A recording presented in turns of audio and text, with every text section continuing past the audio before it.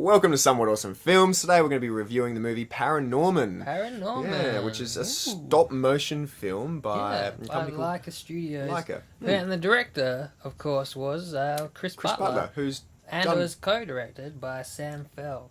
But Chris Butler hasn't actually... This is his first film directing role. Yeah, I think he's had his hand in The Corpse Bride beforehand, So he was probably like a prop dude or something like that, I guess. Yeah, I think he was...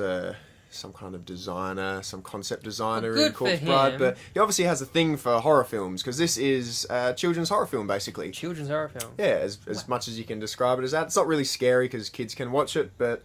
That's always good, to have a children's horror film that kids can watch. Yeah, like that's the, not really gruesome. That's the goal of kids' horror films. Although, I'm sure kids would have still got scared by this. Pretty scary stuff going on. Zombies and ghosts and... Yeah, well, yeah, all sorts, yeah. Freaky ass. And scary skies. But anyway, the story revolves around Norman, who's this boy that has a special gift. He can see It's basically ghosts. like the Sixth Sense for kids. It is. It's a Sixth Sense. But everyone thinks he's a freak. So everyone at his school picks on him. One kid in particular, Alvin, who's voiced by Christopher... McLovin. Sorry, he doesn't have an actual actor's name. His real McLovin. name. His real name's too hard to say, so it's McLovin. Yeah. So he gets picked on a lot at school, and he teams up with Neil, who's good old Neil, a little chubby redhead kid. Of course, your best friend's always got to be the fat kid at school, and who's a bit odd himself. Well, he's fat, so there you go. He's a bit of a funny one, but he gets picked on as well, but. Anyway, Norman goes around seeing ghosts and eventually discovers that the town had a curse put on it many, many years ago. So now it's up to Norman to save the town. Yeah, and zombies are coming back and Norman needs to save the town. And that's pretty much what happens in the end. Issue. Issue. And I don't want to give it away, but he kind of solves it in the end. It's still a children's film sort of thing. So there's no spoilers. And the whole town's like, well done, Norman, you're not weird anymore. Yay, Norman, you're the best ever. So typical... plot outline there for any kind of movie. It's just change up what it is that is happening and the ability that the person has. It was a really good film because I didn't actually realise it was stop motion. Because you're an idiot. I thought it was CGI. Because there was a lot of effects in it. The colours were beautiful. And I saw it in 3D. This movie was made for 3D, obviously, because it was stop motion. It was actually... so you could easily do it. Actually happening, because it was actually 3D. CGI and stop animation movies make the best 3D films, I reckon. Because it was really clear as well. Yeah, because you can actually, there's no, motion blur. There was no blur. Exactly, because it's like photos.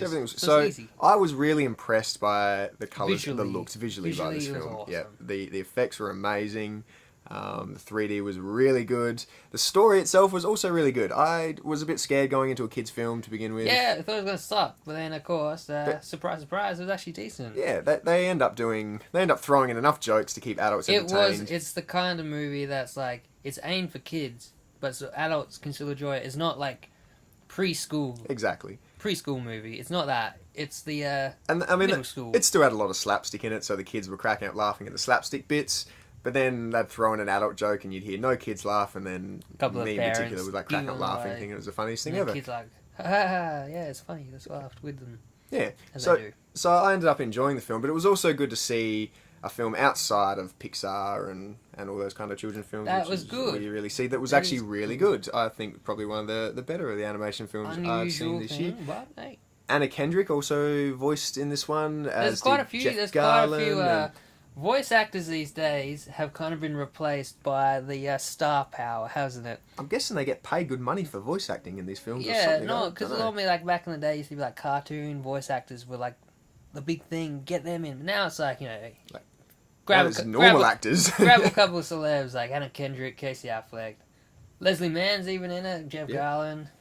John Goodman, of course. John Goodman. One of my favourites. He does a lot of voice acting, doesn't he, John Goodman? I guess he's in Pixar. He's he's always in Pixar films. Monsters Inc. So always. That's what I was thinking of. He's in one. He does it. Good work. Obviously does it well. Jeff Garlin, on the other hand, he's always in Pixar movies. Well, who else has he played? He was in WALL-E. He was in... WALL-E? Oh, yeah, he was too. He was the captain. Toy Story. He was in Toy Story 3 as one of the toys in the little girl's room. Yeah. He got a lot of extra roles in these films. He does a lot of voice stuff. It was good. He was the dad in ParaNorman as well, and it was quite funny. Perry Babcock. There's always parents in these kids' films which are like the comic relief and they did well in this. But anyway, I really like the film. It's a good movie. Yeah, I'm gonna go so far as to give it an 8. Whoa! An 8, which is high, and this isn't just saying for a kids' film. This is saying I actually enjoyed the movie. I would get the DVD later and watch it again. Damn. I wouldn't brag about it to my manly mates down at the pub drinking beer, but I would watch it again. So hey, ParaNorman, how about them apples? Yeah, but the studio did do Coraline, which I really enjoyed. So yeah, ParaNorman's up there with, I would say. So well done. Yeah, and bravo to your first time directing for Chris Butler. So yeah, good job, Chris. Well.